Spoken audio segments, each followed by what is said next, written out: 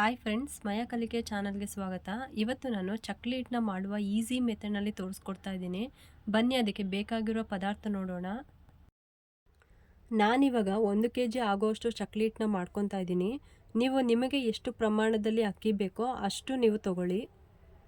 Next item ಬಂದು ಸ್ವಲ್ಪ ಕಡಲೆಬೇಳೆ ತಗೊಳ್ಳಿ, ಸ್ವಲ್ಪ ಹೆಸರುಬೇಳೆ ತಗೊಳ್ಳಿ, ಹಾಗೆ ಹುರ್ಗಡ್ಲೆ ಸ್ವಲ್ಪ, ಉದ್ದಿನಬೇಳೆ ಸ್ವಲ್ಪ ತಗೊಳ್ಳಿ. ನೀವು ಅಕ್ಕಿ ಜಾಸ್ತಿ ಪ್ರಮಾಣದಲ್ಲಿ ತೊಗೊಂಡಿದ್ರೆ, ಅಂದರೆ ಒಂದು ಅಂದಾಜು 3 kg ಆ ಥರ ಅಕ್ಕಿ ತೊಗೊಂಡಿದ್ದಾಗ 1/4 kgಗಿಂತ ಸ್ವಲ್ಪ ಕಮ್ಮಿ ಈ 4 ಐಟಮ್ನ ನೀವು ತೊಗೋಬೇಕು ಸ್ನೇಹಿತರೆ. ಈ ಬೇಳೆಗಳನ್ನು ಹಾಕೋದ್ರಿಂದ ಟೇಸ್ಟಿಯಾಗಿ ಚೆನ್ನಾಗಿ ಬರುತ್ತೆ ಚಕ್ಲಿ. ಈ ಚಕ್ಲಿ ಅಂದರೆ ಯಾರಿಗೆ ತಾನೇ ಇಷ್ಟ ಆಗಲ್ಲ ಅಲ್ವಾ ಸ್ನೇಹಿತರೆ? ನನಗಂತೂ ಫೇವ್ರೆಟ್ ಇದು. ಮಕ್ಕಳು ಸ್ಕೂಲ್ನಿಂದ ಬಂದಾಗ ಅಥವಾ ದೊಡ್ಡವರು ಆಫೀಸ್ನಿಂದ ಬಂದಾಗ ಅಥವಾ ಊಟಕ್ಕೆ ಸೈಡ್ ಐಟಮ್ ಆಗಿ ಕೂಡ ಇದನ್ನು ತಿನ್ಬೋದು. ಹಾಗೆ ಯಾರಾದರೂ ಸ್ನೇಹಿತರು ಮನೆಗೆ ಬಂದಾಗ ಕೂಡ ಇದನ್ನು ನಾವು ಕೊಡ್ಬೋದು. ಎಷ್ಟು ಯೂಸ್ಫುಲ್ ನೋಡಿ. ಈಗ ಹೇಗೆ ಮಾಡೋದು ಅಂತ ನೋಡೋಣ ಬನ್ನಿ. ಮೊದಲು ಸ್ಟವ್ ಆನ್ ಮಾಡೋಣ, ಅದ್ರ ಮೇಲೆ ಬಾಣಲಿ ಇಡೋಣ. ಈಗ ಸ್ವಲ್ಪ ಸ್ವಲ್ಪನೇ ಬಾಣಲಿಗೆ ಅಕ್ಕಿ ಹಾಕ್ಕೊಂಡು ಉರಿಯೋಣ.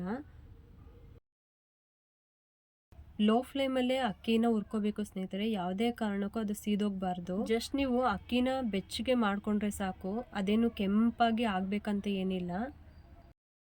ಯಾವುದೇ ಕಾರಣಕ್ಕೂ ಹೈ ಫ್ಲೇಮಲ್ಲಿ ಹುರ್ಕೋಬೇಡಿ. ಈಗ ಒಂದ್ಸಲಿ ಅಕ್ಕಿನ ಮುಟ್ಟು ನೋಡಿ ಸ್ನೇಹಿತರೆ, ಅದು ಗರಿ ಗರಿ ಥರ ಇರುತ್ತೆ. ಹಾಗಾಗಿದ್ರೆ ಸಾಕು.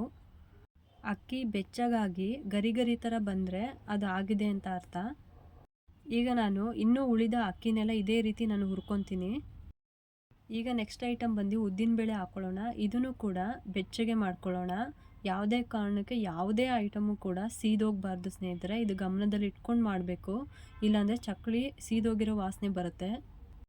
ಸ್ವಲ್ಪ ಇದನ್ನು ಕೆಂಪಾಗಿ ಹುರ್ಕೊಳ್ಳೋಣ. ಈಗ ಉದ್ದಿನಬೇಳೆ ಕೆಂಪಾಗಿದೆ ಸ್ನೇಹಿತರೆ. ಇದನ್ನು ಒಂದು ಪಾತ್ರೆಗೆ ಹಾಕೊಂಡ್ಬಿಟ್ಟು ನೆಕ್ಸ್ಟ್ ಐಟಮ್ನ ನಾವು ಹುರ್ಕೊಳ್ಳೋಣ. ಈಗ ನಾನು ಆಲ್ರೆಡಿ ಹೆಸರುಬೇಳೆ ಹಾಕ್ಕೊಂಡಿದ್ದೀನಿ. ಇದನ್ನು ಕೂಡ ಅದೇ ರೀತಿ ಸೇಮ್ ಪ್ರೋಸೆಸ್ಸಲ್ಲೇ ಹುರ್ಕೋಬೇಕು. ನೆಕ್ಸ್ಟ್ ಐಟಮ್ ಬಂದು ಕಡಲೆಬೇಳೆ ಹಾಕ್ಕೊಂಡಿದ್ದೀನಿ. ಇದನ್ನು ಕೂಡ ಅದೇ ರೀತಿ ಹುರ್ಕೊಳ್ಳಿ. ಬರೀ 3 ಐಟಮ್ ಮಾತ್ರ ಹುರ್ಕೋಬೇಕು ಸ್ನೇಹಿತರೆ. ಈಗ ನಾನು ಒಂದು ಪಾತ್ರೆಗೆ ಹುರಿದಿರುವ ಅಕ್ಕಿನ ಹಾಕ್ಕೊಂಡಿದ್ದೀನಿ. ನೋಡಿ ಎಷ್ಟು ಗರಿ ಗರಿಯಾಗಿ ಚೆನ್ನಾಗಿ ಕಾಣ್ತಾ ಇದೆ ಅಂತ. ಈಗ ಇದಕ್ಕೆ ನಾವು ಹುರಿದುಕೊಂಡಿರೋ ಬೇಳೆಗಳನ್ನೆಲ್ಲ ಮಿಕ್ಸ್ ಮಾಡಬೇಕು ಸ್ನೇಹಿತರೆ. ಬನ್ನಿ ಇವಾಗ ಹುರಿದಿರುವ ಬೇಳೆನೆಲ್ಲ ಇದಕ್ಕೆ ಮಿಕ್ಸ್ ಮಾಡೋಣ.